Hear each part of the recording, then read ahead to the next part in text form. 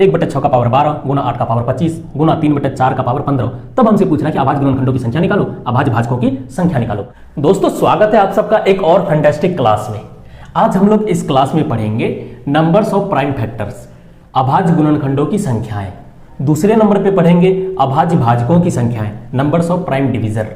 पिछले क्लास में हम लोग पढ़े थे नंबर ऑफ फैक्टर्स निकालना, गुणनखंडों की संख्या कैसे निकालते हैं, उनमें सम गुणनखंडों की संख्या कैसे निकालते हैं ये जाने थे, विषम गुणनखंडों की संख्या कैसे निकालते हैं ये सीखे थे, सम ऑफ फैक्टर्स गुणनखंडों का योग कैसे निकालते हैं, कितना मजेदार तरीका था, है ना। सम गुणनखंडों का योग, विषम गुणनखंडों का योग, ये सब हम लोग पिछले क्लास में पार्ट 4 वीडियो में देख चुके हैं। अगर आप डायरेक्ट इस वीडियो को देखने आए हैं तो सबसे पहले पार्ट 4 देख लीजिए, फिर आप इसको देखिए जिसमें कि हम ये दो चीज़ पढ़ाने वाले हैं। बहुत मज़ेदार है, बहुत अच्छा सवाल करेंगे। जो सवाल पहले पूछा जा चुका है वो भी करेंगे, और जो भविष्य में पूछा जा सकता है, जिस तरह का पूछा जा सकता है वो भी करेंगे। ठीक है, तो चलिए स्टार्ट करते हैं। जैसे एक संख्या लेते हैं 12 है। 12 को क्या करते हैं, इनके अभाज्य गुणनखंडों में तोड़ते हैं। अभाज्य गुणनखंड ऐसा गुणनखंड जहां से आगे टूटे ही ना संख्या। देखते हैं कैसे। जैसे 12 को हम लिख सकते हैं 4 गुना 3, इससे और आगे तोड़ सकते हैं। 4 को लिख सकते हैं 2 गुना 2, और 3 को नहीं तोड़ सकते तो 3 लिख दिए। अब इससे आगे तोड़ सकते हैं क्या? बिल्कुल नहीं। अब इससे आगे तोड़ नहीं सकते हैं, तो यही कहलाएगा 12 का अभाज्य गुणनखंड। 12 का अभाज्य गुणनखंड, प्राइम फैक्टर्स ऑफ 12। ठीक है, अब हमसे पहला क्वेश्चन पूछ रहा है अभाज्य गुणनखंडों की संख्याएं। गिनो कैठो संख्या अभाज्य गुणनखंड, 1 2 3। तो अगर क्वेश्चन रहेगा कि 12 में अभाज्य गुणनखंडों की कितनी संख्या होगी, तो 1 2 3, तो पहले का आंसर होगा 3। अब दूसरे में पूछ रहा है अभाज्य भाजकों की संख्याएं। आप हमको बताओ कि 12 का अभाज्य गुणनखंड में कैठो अभाज्य भाजक है। अभाज्य भाजक, एक तो 3 है, दूसरा 2 है। 3 और 2 के सिवा और कुछ है क्या? नहीं है। ना तो 7 है, ना तो 5 है, कुछ भी नहीं है। अभाज्य भाजक कैठो है? 2 ठो, 3 और 2, तो टोटल अभाज्य भाजक कितना हो गया? 2। तो दूसरे नंबर का जवाब हो गया 2। ये पहले का आंसर, ये दूसरे का आंसर, है ना। कितना सिंपल। अब हम क्या करेंगे कि बड़ा संख्या लेंगे, उसका अभाज्य गुणनखंड और अभाज्य भाजक कैसे निकालेंगे देखते हैं। जैसे हमको क्वेश्चन दे दिया 360 में अभाज्य गुणनखंड तथा अभाज्य भाजकों की संख्या ज्ञात करें, तो सबसे पहले क्या करेंगे, 360 को लिखेंगे। 360 को अभाज्य गुणनखंड में तोड़ेंगे। तो सिंपल है, हम पिछले क्लास में भी बताए थे। इसको 36 गुना 10 लिख सकते हैं, 36 को 9 गुना 4, 9 चौका 36 लिख सकते हैं, 10 को 5 गुना 2 लिख सकते हैं, और इससे आगे टूटेगा 9 को 3 गुना 3, 4 को 2 गुना 2, 5 तो टूटेगा नहीं, 5 ही रहेगा 2। तो ये हो गया 36 का अभाज्य गुणनखंड। अब हमसे पूछ रहा है कि अभाज्य गुणनखंडों की संख्या, तो गिनेंगे 1 2 3 4 5 6, तो टोटल अभाज्य गुणनखंडों की संख्या कितना हो गया? 6। अब हमसे पूछा कि अभाज्य भाजकों की संख्या, तो अभाज्य भाजक कौन कौन है? एक तो 3 है, दूसरा 2 है, और तीसरा 5 है। तो अभाज्य भाजकों की संख्या कितना हो गया? 1 गो 2 गो 3 गो। कौन कौन? 5 2 और 3। तो अभाज्य भाजकों की संख्या 3। ये हो गया गुणनखंडों की संख्या। कौन सा गुणनखंड? अभाज्य गुणनखंडों की संख्या। और ये हो गया अभाज्य भाजकों की संख्या। ठीक है, समझ में आ गया, है ना। बहुत आसान। आप इसको ऐसे भी कर सकते थे। कैसे? बहुत शॉर्ट में। ये तो हो गया समझाने के लिए, आप डायरेक्ट कर सकते थे यहीं से। अब देखो कैसे करना है। यहाँ 9 में कै गो 3 है? 2 गो 3, 3 तिहाई 9, तो 3 का पावर 2 लिख देंगे। यहाँ 4 में 2 गो 2, 1 गो 2, यहाँ टोटल 3 गो 2, तो 2 का पावर 3 लिख देंगे। 5 एक ठो है, तो 5 का पावर 1 लिख देंगे। अब क्या करेंगे, सबका पावर को जोड़ दो। 3 2 5 1 6, ये हो गया आंसर। सबका पावर को जोड़ दो, 2 + 3 5 1 6। ये हो गया मेरा क्या? अभाज्य गुणनखंडों की संख्या। ठीक है, समझ में आ रहा है। पावर्स को जोड़ देना है। कब? जब हम उसको अभाज्य गुणनखंड में तोड़ दें। ठीक है, तो चलिए और एग्जांपल लेते हैं। अब हमको दे दिया कि 960 में अभाज्य गुणनखंड तथा अभाज्य भाजकों की संख्या ज्ञात करें। तो सबसे पहले लिखेंगे 960। 960 को क्या लिखेंगे? 96 गुना 10 लिख सकते हैं। 96 12 अट्ठे 96, 12 गुना 8 लिखेंगे 96 को, 10 को 5 गुना 2 लिख देंगे, 12 को क्या लिखेंगे? 4 गुना 3, ये 8 है, ये है, इस 5 गुना 2। अब देखो 2 कितना है इसमें? 2 को 2 यहाँ, 3 को 2 यहाँ, 3 को 2 तब ना 8 हुआ, तो 3 2 5 1 6, तो 2 है 6 ठो। अब 5 कै ठो है? 5 है 1 ठो। 3 कै ठो है? 3 भी है 1 ठो, तो 1 ठो है तो पावर 1। अब हमको पूछा कि अभाज्य गुणनखंडों की संख्या, सबका पावर को जोड़ दो, 6 1 7 1 8, तो 8 जो हो जाएगा ये क्या? अभाज्य गुणनखंडों की संख्या हो जाएगा। ठीक है।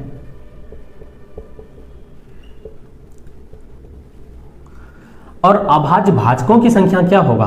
तो कितने तरह का भाजक है? एक तो 2 है, दूसरा 5 है, तीसरा 3 है, तो 3 भाजक है। तो अभाज्य भाजकों की संख्या क्या हो जाएगा? अभाज्य भाजकों की संख्या बराबर 3, ये आपका हो जाएगा आंसर। ठीक है। अब लेते हैं अलग तरह का एग्जाम्पल। ठीक है। अब हमको एग्जाम वाला दे दिया 2 का पावर 15 गुना 3 का पावर 13 गुना 5 का पावर 17 गुना 7 का पावर 10। कह रहा है इसमें अभाज्य गुणनखंडों की संख्या निकालो और अभाज्य भाजकों की संख्या निकालो। ये तो पहले से ही आसान कर दिया, ये ऑलरेडी अभाज्य गुणनखंड में टूटा हुआ है। 7 अभाज्य संख्या, 5 अभाज्य संख्या, 3 भी अभाज्य संख्या, 2 भी अभाज्य संख्या, इसको तोड़ने का तो जरूरत ही नहीं है, ये आधा काम पहले से कर दिया। तो ऐसे में क्या करेंगे? सबका पावर को जोड़ दो, 15 जोड़ 13 जोड़ 17 जोड़ 10 जोड़ो, 17 10 27, 27 13, 27 3 30 10 40, और 40 और 15 कितना हो गया? 55। 55 ये क्या हो गया? अभाज्य गुणनखंडों की संख्या।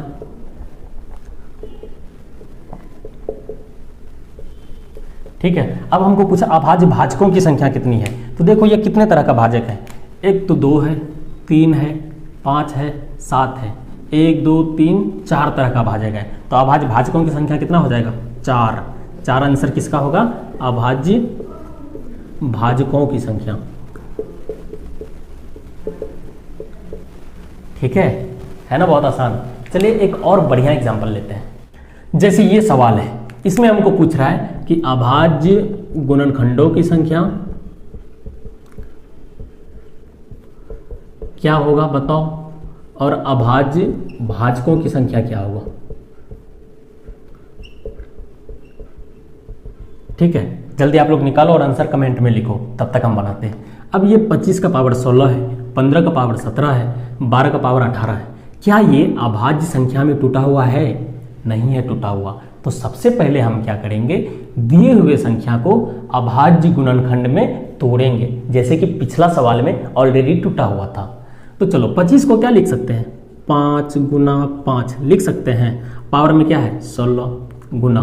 15 को क्या लिख सकते हैं? 3 गुना 5, पावर में क्या है? 17। 12 को क्या लिख सकते हैं? 12 को ये तो 4 गुना 3, 4 तो अभाज्य संख्या है नहीं, तो 4 को 2 गुना 2 लिख सकते हैं, गुना 3, 2 गुना 4 तिया 12। तो ये 3 तो अभाज्य संख्या में टूटा है, तो 2 गुना 3, 12 को लिख सकते हैं। अब पावर में क्या है? 18। यहाँ तक समझने में कोई परेशानी बिल्कुल नहीं होना चाहिए। अब आपको पता है ये जो 16 है, इसका भी पावर है, इसका भी पावर है, मतलब 5 का पावर भी 16 है और इस 5 का पावर भी 16 है, गुना ये जो 17 पावर है, 3 पे भी पावर है और 5 पे भी पावर है, 3 का पावर 17 गुना 5 का पावर 17। अब ये जो 18 है, इन तीनों पे पावर है, तो 2 का पावर 18 गुना 2 का पावर 18 गुना 3 का पावर 18। अब टूट गया सब अभाज्य गुणनखंड में, अभाज्य संख्या में आराम से टूट गया। ठीक है, तो अब क्या करेंगे? सबका पावर को जोड़ दो, 16 16 32 प्लस 17 17 34 प्लस 18 18 18 54, सबको जोड़ दो मेरे भाई, 4 4 8 2 10, 3 3 6 5 11 1 12, 120 हो गया क्या? अभाज्य गुणनखंडों की संख्या। अब हमसे पूछेगा कि अभाज्य भाजकों की संख्या कितनी है। तो अभाज्य भाजक कौन कौन है? एक तो 5 है, दूसरा 3 है ना, और तीसरा 2 है। ये तो 5 इसी में आ जाएगा, 5 है, 3 है, 2 है। तो अभाज्य भाजकों की संख्या कितनी हो जाएगी? 3। कौन कौन? 5 3 2 कैटो संख्या 1 2 3, तो 3 हो जाएगा आंसर। समझे? 3 आंसर होगा किसका? अभाज्य भाजकों की संख्या, इसका आंसर 3। अभाज्य गुणनखंडों की संख्या, इसका आंसर 120। है ना, बहुत आसान। आप इसको ना इतना लंबा नहीं कर सकते हैं। जब आपको पता है कि पावर सब में हो जाता है, अगर हॉल के ऊपर पावर रहे तो अंदर सभी के ऊपर पावर हो जाता है, तो ये लिखने का जरूरत ही नहीं है। आप डायरेक्ट कर सकते हो। कैसे? एग्जाम में बहुत आसान, आप यहां से कर सकते हो, ये भी नहीं लिखने का जरूरत है। ये देखो और सीधा बनाओ। 25 है, इसको 5 गुना 5 लिख सकते हैं, तो 2 को 5 होगा, दोनों पे पावर 16, तो मतलब 2 को 5 दोनों पे पावर 16, तो 16 16 32। उसी तरह 15 में क्या है? 3 गुना 5, 2 ठो संख्या है और दोनों पे पावर 17 है, 3 पे भी पावर 17 और 5 पे भी पावर 17, तो 17 17 34 प्लस अब 12 का पावर 18। 12 में क्या क्या है? 2 गुना 2 गुना 3, 2 गुना 4 तिया 12, 3 ठो है अभाज्य संख्या, तो तीनों के पावर 18, तो तीनों का पावर 18, तो 18 18 18 जोड़ेंगे 3 बार, तो 18 तिया 54 और सबको जोड़ेंगे तो 120 आंसर। ये आपको एग्जाम में करना है। ये कैसे आएगा? ये आएगा प्रैक्टिस से। ठीक है, तो अब इसी में हमको पूछता कि अभाज्य भाजकों की संख्या, दूसरा वाला, तो 25 है, तो इसमें एक चीज क्या है मेरा? 25 में 5 है, 15 में क्या है? 5 भी है और 3 भी है, 12 में क्या है? 2 भी है और 3 भी है। तो अभाज्य भाजक कौन कौन हुआ? एगो 5 हुआ, एगो 3 हुआ और एगो 2 हुआ, 1 2 3, तो अभाज्य भाजकों की संख्या 3। है ना, बहुत आसान। चलिए एक बढ़िया सा सवाल लेते हैं। अब ये सवाल दे दिया 1/6 का पावर 12 गुना 8 का पावर 25 गुना 3/4 का पावर 15। तब हमसे पूछ रहा है कि अभाज्य गुणनखंडों की संख्या निकालो, अभाज्य भाजकों की संख्या निकालो। आप लोग निकाल के दिखाइए। ठीक है, तो चलिए इसमें क्या अप्रोच करेंगे। अगर हम सबको अभाज्य गुणनखंड में तोड़ेंगे, जैसे 6 है, इसको 2 गुना 3 में तोड़ेंगे, पावर 12 है, तो पूरा बोर्ड भर जाएगा, आपका कॉपी भर जाएगा। यहाँ देखो 8 का पावर 25 है, इसको 2 में तोड़ेंगे तो 25 या 75, आपका कॉपी में जगह भी नहीं बचेगा, 75 को 2। तो हम क्या करेंगे? ऐसा बिल्कुल भी नहीं करेंगे। आपको ये याद रखना है कि जनरल कंपटीशन का कोई भी क्वेश्चन लॉजिकल होता है और सेकंडों में बनने वाला होता है, उसका सॉल्यूशन लंबा होता ही नहीं है। तो चलिए देखते हैं क्या अप्रोच अपनाते हैं। देखते हैं, ऊपर में 8 है और ऊपर में 3 है, हम क्या करें? गुना में है तो सबको ऊपर में ले लेते हैं और जो नीचे वाला सबको नीचे ले लेते हैं। तो 1 का पावर 12, तो इसका कोई मतलब नहीं। ऊपर क्या है? 8 का पावर 25, तो 8 का पावर 25 ऊपर लिख दिए, गुना 3 का पावर 15 है, 3 का पावर 15 लिख दिए। 3/4 का पावर 15 था, तो 3 का पावर 15 अलग कर दिए और 4 का पावर 15 हम नीचे लिख दिए। इसमें कोई शंका बिल्कुल नहीं होना चाहिए। अब यहाँ 6 का पावर 12 है, तो हम 6 का पावर 12 को नीचे लिख दिए। अब हमको क्या करना है कि यहाँ देख रहे हैं कि 8 है, 3 है, यहाँ 6 है, 4 है। अगर हम नीचे भी 8 और 3 लिए आए तो आराम से काट देंगे, अभाज्य गुणनखंडों में आ जाएगा, हम आराम से गिन के बता देंगे। तो चलो ऐसा करते हैं कि नीचे भी हम 8 बनाने का कोशिश करते हैं। तो आप ध्यान से देखो, ये तो समझ में आ गया। अब हमको एग्जाम में क्या करना है कि यही दिमाग लगाना है। ठीक है, आपका टाइम कैसे बचे। 6 में क्या होता है?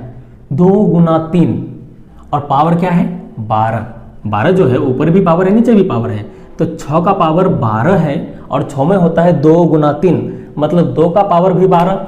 देखो 6 में क्या होता है? 2 गुना 3, 2 का पावर भी 12, 3 का पावर भी 12।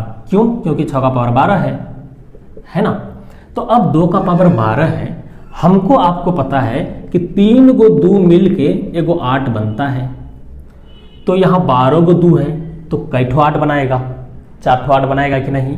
3 2 से 1 8 बनता है, तो टोटल 12 ठो 2 है, तो कितना 8 बनेगा? 4 8। तो 4 8 का मतलब क्या हो गया? 8 गुना 8 गुना 8 गुना 8। 2 का पावर 12 को ऐसा लिख सकते हैं, तो हम 8 का पावर 4 लिख देंगे। लिख दिए? समझ में आ रहा है? बिल्कुल, बहुत बढ़िया। अब बचा 3 का पावर 12। ऊपर देखते हैं 3 का पावर है तो कुछ करने का इसको जरूरत नहीं है, 3 का पावर 12 लिख देते हैं, गुना। अब यहां देखते हैं 3 का पावर 15 तो लिख दिए, अब 4 का पावर 15 नीचे बाकी है। देखो ध्यान से, 4 का पावर 15, 4 में क्या होता है? 2 गुना 2 का पावर 15, तो मतलब इस पे भी 15 पावर, इस पे भी 15 पावर, यहां भी 15, यहां भी 15, है ना। हॉल का मतलब तो यही होता है, पिछले सवाल में देखे थे। ये कॉन्सेप्ट ही है, ये आप क्या करते हैं? गांठ बांध लो।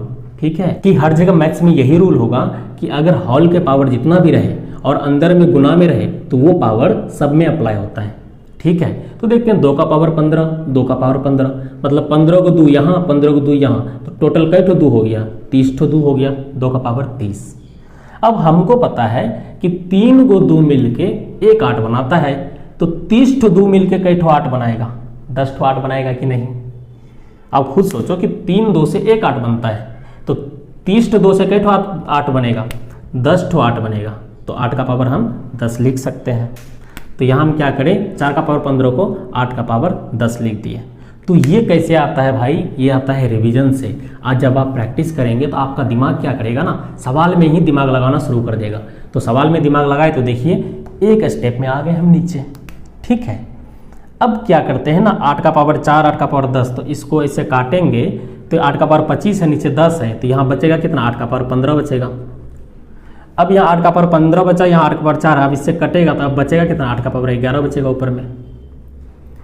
अब 3 का पावर यहाँ 12 है, यहाँ 3 का पावर 15 है, जब हम काटेंगे तो यहाँ बचेगा कितना, 3 का पावर 3, तब बच गया क्या, 8 का पावर 11 गुना 3 का पावर 3। अब देखो 8 में क्या है ना, 2 गुना 2 गुना 2 का पावर 11, 3 का पावर 3। अब बताओ आवाज गुणनखंडों की संख्या कितनी होगी, 11, तो इसमें भी पावर 11, यहाँ भी 11, यहाँ भी, तो सबको जोड़ो, 11 दूना 22, 11 33, और 3 ठो यहाँ, 33 और 3 36, तो 36 हो गया हमारा क्या, अभाज्य गुणनखंडों की संख्या। अब अभाज्य भाजकों की संख्या कितनी, तो अभाज्य भाजक है, एक तो मेरा 2 है, दूसरा 3 है, तो अभाज्य भाजकों की संख्या 2, तो अभाज्य भाजकों की संख्या हो जाएगा 2। यही हमारा आंसर ये दोनों सवालों का, ये है इसका आंसर और ये है इसका आंसर। ठीक है, समझ में आया। तो फिर हम लोग मिलते हैं एक बढ़िया सा